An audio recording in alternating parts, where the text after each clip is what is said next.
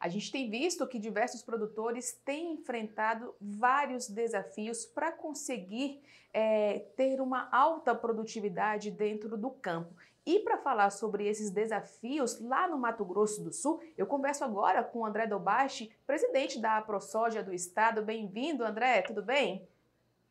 Tudo jóia, graças a Deus, tudo bem. Uma satisfação grande falar com vocês aí.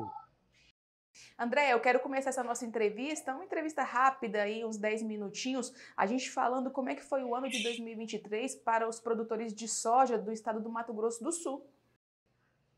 Muito bom. Bom, a safra 22 e 23 foi muito boa, né? Essa safra que a gente colheu. Agora, o Mato Grosso do Sul com mais de 4 milhões de hectares cultivados, algo em torno de 6%, 7% a mais que a safra passada. Né? E a gente conseguiu bater a casa dos 15 milhões de toneladas produzidas nessa última safra, com uma média ponderada em torno de 62,4 sacos por hectare. Né? Isso quase que 60% em relação à safra anterior, porque nós tivemos uma quebra de safra no ano passado, né, 21-22.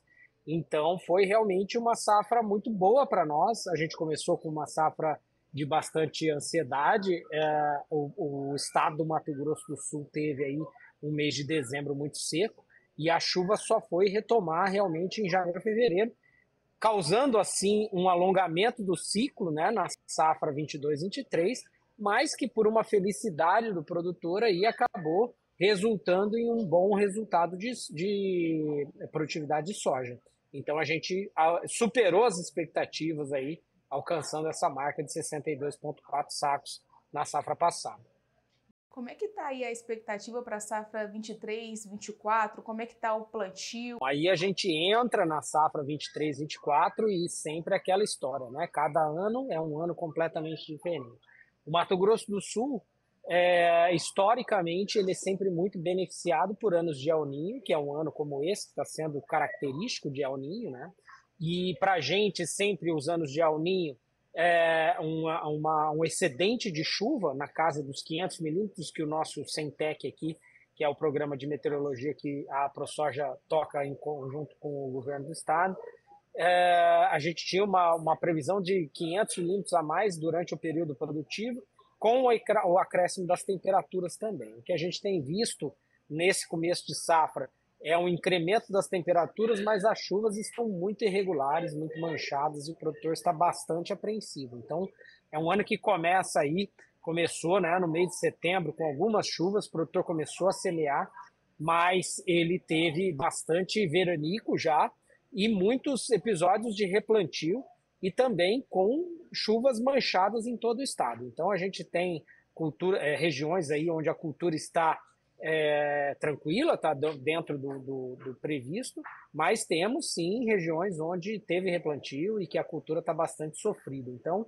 um período de bastante apreensão para o produtor, lembrando que a gente já teve até casos de ferrugem relatado no Mato Grosso do Sul, então não é hora da gente relaxar, não é hora de postergar protocolos de sanidade, é hora da gente continuar monitorando e seguindo aí todos os protocolos de manejo fitossanitários para que a gente tenha realmente uma boa produtividade ao final do ciclo. Para que o produtor não saia prejudicado e também que ele não esqueça de fazer todos os manejos, porque nessa época você semear a soja já é um produto uma semeadura muito mais complicada, então requer aí realmente um monitoramento sistemático e um acompanhamento para que essa soja não estenda o período de cultivo até dentro do vazio sanitário, que se inicia em 15 de junho. Né? Então a gente tem aí 3 meses de vazios sanitários que precisam ser cumpridos sistematicamente. Agora, André, a gente sabe que você acabou de falar que um dos desafios aí é a questão da ferrugem. Eu quero que você explique aqui para a gente também quais mais desafios que o produtor de soja enfrenta aí no Mato Grosso do Sul para conseguir expandir tanto a produção quanto também a produtividade. Bom, essa é uma questão excelente, Anne. Obrigado pela oportunidade de poder responder isso. Mato Grosso do Sul tem como principal desafio hoje o avanço em áreas já consolidadas, já antropizadas, digamos assim, que estão em baixa produção, né, que são pastagens de baixa produção. E o principal desafio para isso é a introdução de tecnologia em cima dessa área. O que significa isso? Irrigação, tanto por pivô central como por subsuperfície, né, aquele sistema israelense de irrigação, a adoção das técnicas de manejo como a construção do perfil de solo, que é a construção de um perfil com fertilidade acima de 60 centímetros de profundidade. Então, quando a gente fala nesse tipo de investimento, é um investimento de altos números, né? O produtor não está acostumado a investir tanto assim em regiões que não têm tradição de cultivo, mas principalmente quando a gente fala da introdução de novas tecnologias, quer seja construção de perfil de solo, quer seja irrigação ou outras metodologias de cultivo, de manejo, de fertilização, a gente está falando de investimento muito grande, e isso aí é uma coisa que o produtor só vai estar conseguindo fazer se ele tiver linhas de crédito diferenciado que respondam ao mesmo nível desse incremento de investimento que ele está fazendo.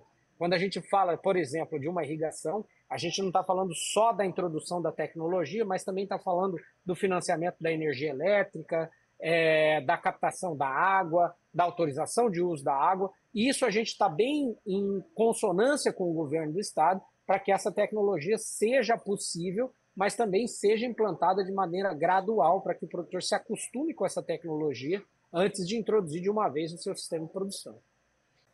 Agora, André, a gente que está aqui em Brasília, viu que a reforma tributária foi inclusive promulgada, né? A PEC da reforma tributária. Eu quero saber a sua opinião aí em relação aos produtores de soja, serão beneficiados ou não? Qual a sua visão em relação a essa reforma que passou lá no Congresso Nacional?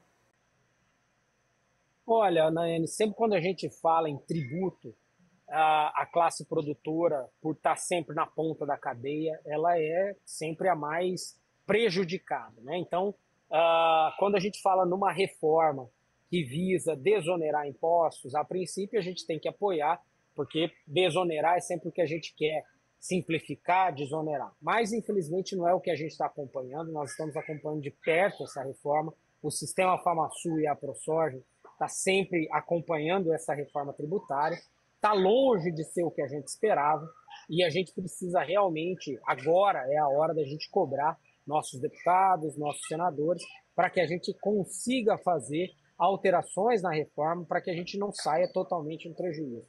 Uma vez que o setor produtivo não pode pagar 100% dessa carga tributária nova, uma vez que a gente já é tributado de uma maneira super intensiva, né, quando a gente produz. Então a gente espera que a reforma tenha alterações aí ao longo desse período de implantação, mas ela está longe de ser benéfica para o produtor.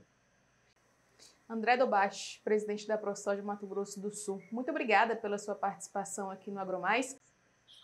Muito obrigado, Nayane. A gente fica sempre à disposição e muito mais importante do que a produtividade com sustentabilidade, que é o que o produtor sul-mato-grossense sabe fazer. A gente está sempre antenado e sempre preparado para as novas tecnologias e para a saúde da produtividade brasileira. Obrigado pela oportunidade de compartilhar com vocês. Obrigada, André. Tchau, tchau.